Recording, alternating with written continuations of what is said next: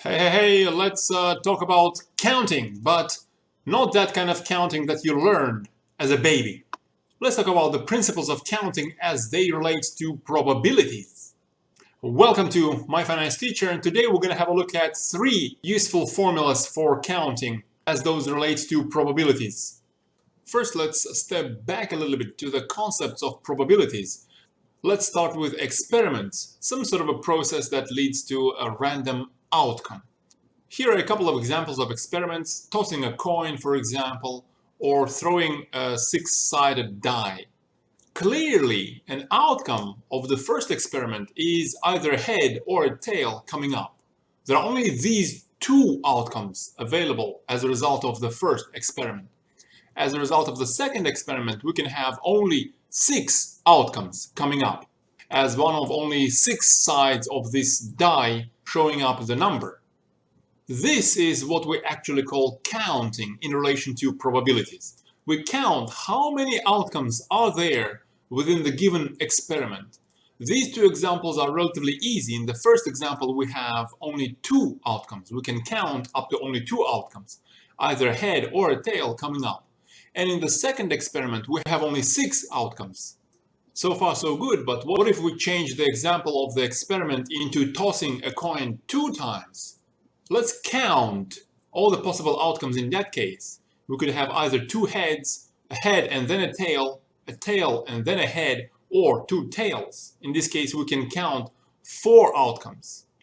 Still, not too difficult, but what if we have, let's say, six tosses of a coin? What are all the possibilities in that case? You could try to write down all the possible scenarios for six tosses of a coin when you have time at home. But counting all of those outcomes is not actually too simple. Or imagine throwing this die three times. What are all the possible outcomes?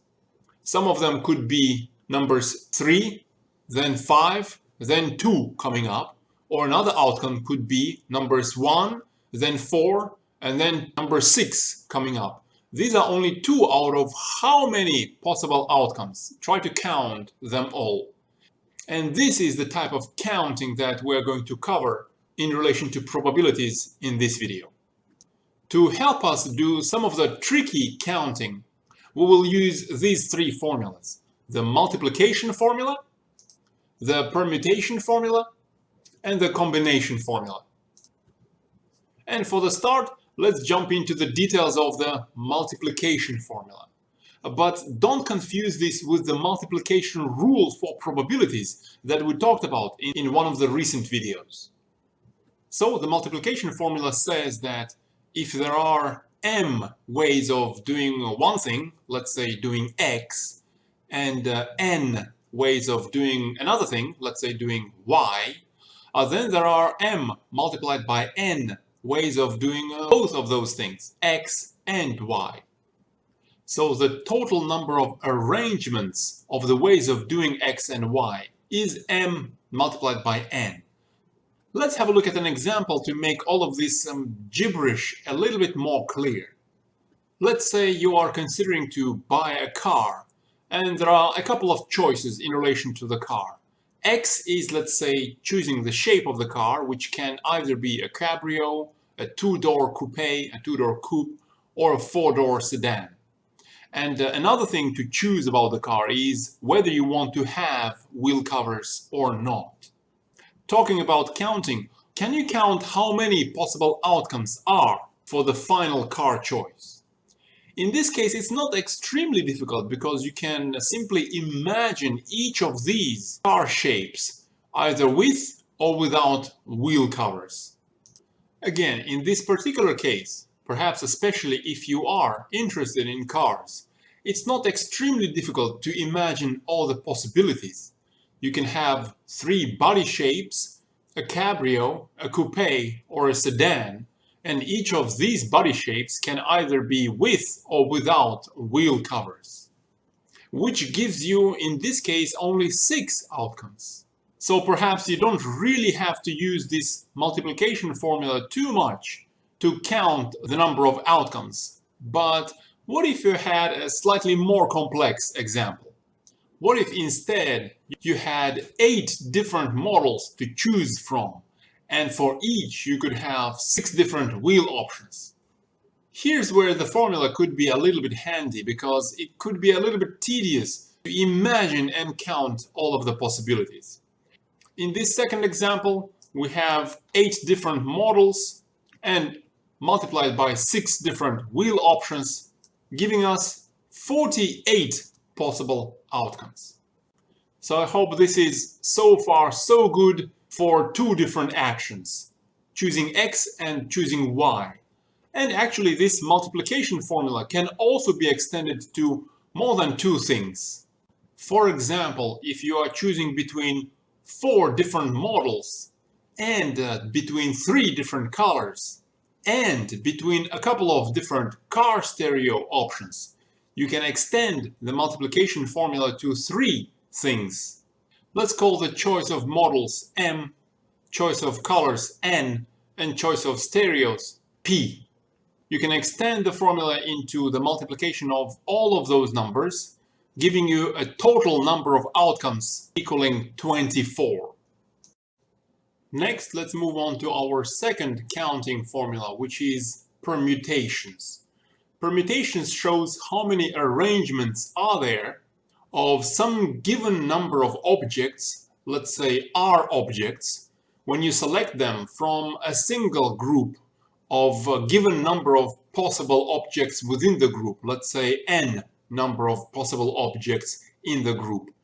For example, if you have a range of colors, in this case 5 colors, red, yellow, orange, green, and blue, and you are only selecting 3 of those 5 colors, how many all the possible permutations of 3 colors are possible within the 3 that you are selecting?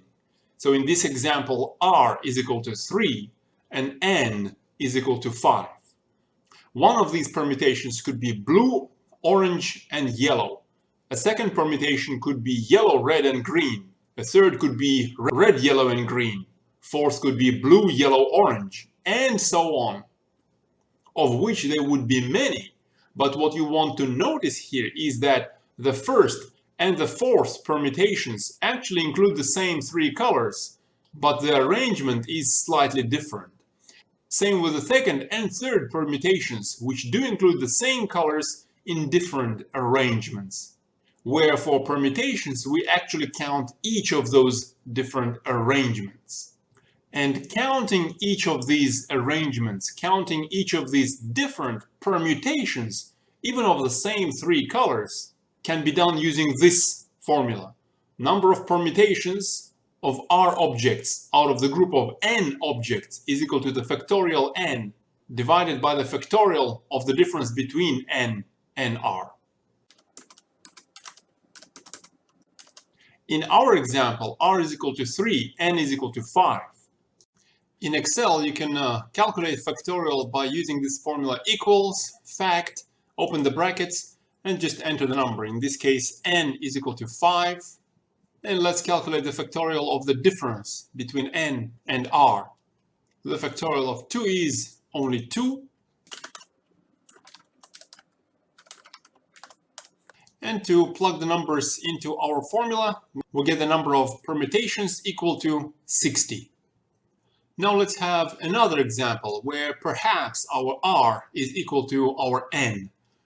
Let's say we have a group of 4 objects, perhaps 4 tests that you have to do before signing off that your product is functional. And let's say it doesn't matter in which order you perform those tests. Perhaps first you do the test shown as yellow here, then the red test, then green test, followed by the orange test, or any other combinations of all of these 4 tests. In this case, R is equal to N, and both are equal to 4. The factorial of 4 is 24, and the factorial of the difference, which is 0. The factorial of 0 is always equal to 1.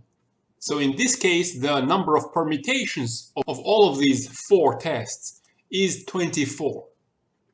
And lastly, our third formula for combinations. which is somewhat similar to permutations, with the difference being that the order of R number of objects selected out of n group of objects is not important. What's important is the actual combination of the colors in each of these selections. In that case, if the order is not important, then yellow, red, and green is simply the same combination as red, yellow, and green. Hence, both of these first and second selections would be counted only once in case of combinations rather than permutations. So let's get rid of one of these repetitions for the combination, leaving us so far with 3 examples of combinations, but of course there are many more. How many more are there? Coming back to counting, the formula that can help us is this: number of combinations of R objects out of the group of n objects is equal to this formula, the factorial of n divided by the product over the factorial of R and the factorial of the difference between n and R. In our example, let's say students have a homework consisting of 5 assignments shown by these 5 different colors. However, the homework only requires the students to perform any 3 of these 5 assignments. And the question is, how many combinations of assignments are there? In this case, R is equal to 3, n, the total number of assignments in the group, is equal to 5, and of course the difference between them is 2. Let's use equals fact to find the factorials, and I can simply copy this formula and plug the numbers into the formula for the combination, the factorial of n divided by the product of the factorial of R and the difference between n and R. And notice that these brackets can sometimes be important because our answer here is 10, whereas if you forget to enter the brackets, the computer will first calculate the ratio of factorial n to factorial r and then multiply the answer by the factorial of the difference between n and r, giving you a completely different answer. So be careful with the brackets. And lastly, now that we've understood the basics of permutations and combinations, including the formulas of how exactly these are calculated, we can have a look at the shortcut that you can use in Excel. For permutations, the shortcut is simply equals permute, P-R-M-U-T, and in the brackets, you first enter the total number of objects in the group, which is n, let's say 5. And then you enter the number of objects chosen, R, which is, let's say, 3. Close the brackets. This simple formula gives you the number of permutations.